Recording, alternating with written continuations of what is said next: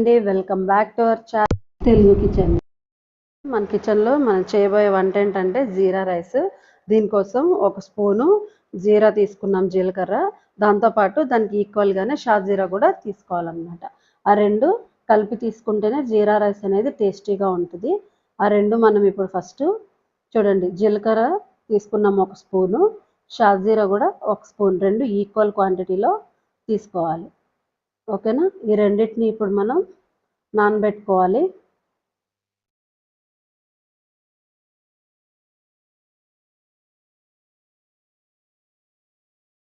ఆ రెండింటిని మనం వాటర్లో ఫస్ట్ ఒక 10 నిమిషాలు నానబెట్టుకోవాలి. రెండు ఈక్వల్ క్వాంటిటీ తీసుకోవాలి. హోటల్ స్టైల్లో ఇలాగే చేస్తారు, ఓన్లీ జీలకర్ర మాత్రమే వేరన్నమాట. రెండు కలిపి తీసుకోవాలి. ఇప్పుడు అది ఎలా తయారు చేయాలో చూద్దాం.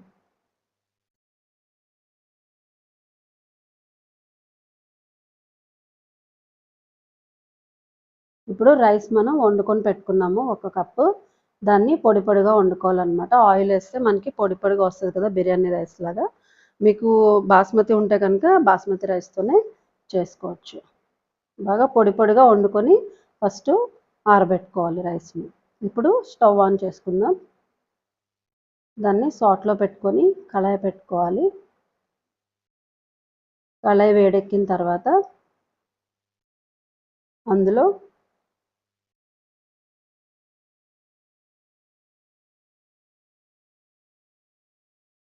జీలకర్ర, షాజీరా మనం తీసి పెట్టుకున్నాం కదా, నానబెట్టింది, అది పక్కన పెట్టుకోవాలి. దాంట్లో మనం ఇప్పుడు ఒక వన్ స్పూన్ ఆయిల్ వేసుకుందాము. ఒక 1 స్పూన్ అయితే సరిపోతుంది ఆయిల్, ఎక్కువ అవసరం లేదు. ఇప్పుడు అది ఆయిల్ వేడెక్కిన తర్వాత మిరియాలు కొంచెం తీసుకున్నాను, 1/2 టేబుల్ స్పూన్ అయితే సరిపోతాయి. మిరియాలు వేసుకోవాలి. తర్వాత బిర్యానీ ఆకులు ఉంటాయి కదా, ఒక 2 వేసుకోవాలి.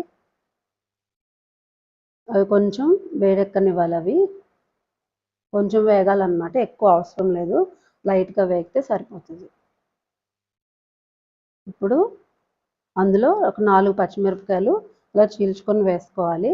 కారాన్ని బట్టి వేసుకోవచ్చు అన్నమాట. ఎక్కువ కారం తినాలనుకుంటే ఇంకో 4 వేసుకోవచ్చు. అందులో కరివేపాకు కూడా ఇప్పుడే వేసేసుకోవాలి. అవి లైట్గా వేగనివ్వాలి, మరీ నల్లగా కాకుండా లైట్గా వేపుకోవాలి. ఓకేనా? కొంచెం లైట్గా వేపుకుంటే సరిపోతుంది. అది కొంచెం వేగిన తర్వాత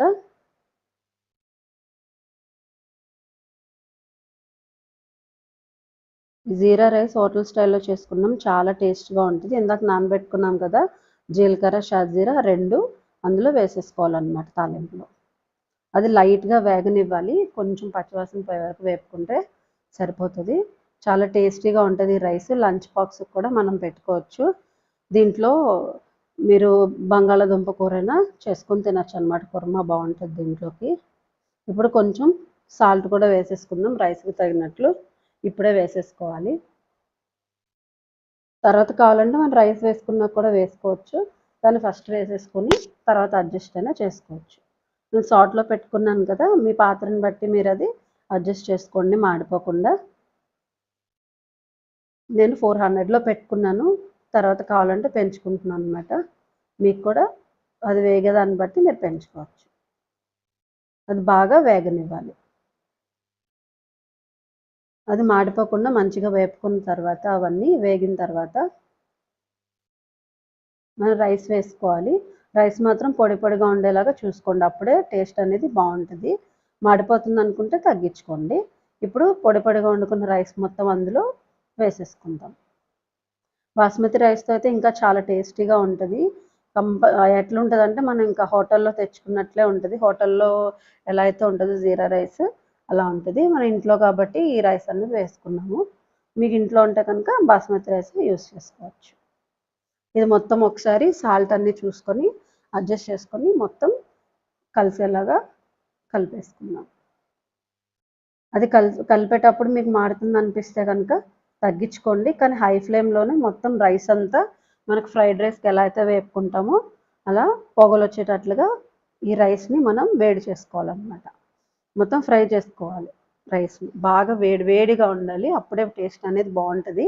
జీరా రైస్ కూడా అప్పుడే రెడీ అవుతుంది మనకి. ఊరికే వేయగానే ఆఫ్ చేయకుండా మొత్తం బాగా వేడిగా పొగలు వచ్చేటట్టు కలుపుకోవాలి. మాడుతుంది అనుకుంటే తగ్గించుకుంటూ మనం అది టెంపరేచర్ అడ్జస్ట్ చేసుకుంటూ కలుపుకోవాలి.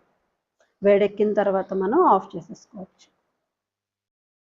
ఈ జీరా రైస్ చాలా బాగుంటుంది. లంచ్ బాక్స్లో కూడా ఈజీగా చేసుకోవడానికి బాగుంటుంది.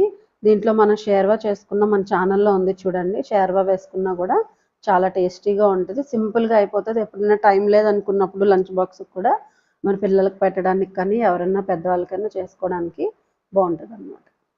చాలా టేస్టీగా ఉంటుంది. ఒకసారి ట్రై చేసి చూడండి.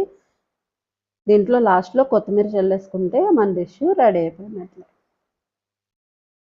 చూడండి ఎంత బాగుంది కదా, చూడడానికి కూడా. మనం ఇది డిష్ అవుట్ చేసేసుకుందాం ఇప్పుడు. అది మనం చెప్పాను కదా ఇందాక, మనం షేర్వా వేసుకోవచ్చు, లేదంటే బంగాళదుంప కర్రీ వేసుకోవచ్చు. అసలు ఉట్టిగా కూడా చాలా టేస్టీగా ఉంటుంది. మన సాల్ట్ ఒక్కటి కరెక్ట్గా చూసుకొని వేసుకోవాలి. ఇందులో ఇంపార్టెంట్ ఏంటంటే రైస్ అనేది బాగా పొడిగా వండుకోవాలి. షాజీరా కూడా జీలకర్రతో పాటు వేసుకోవాలి.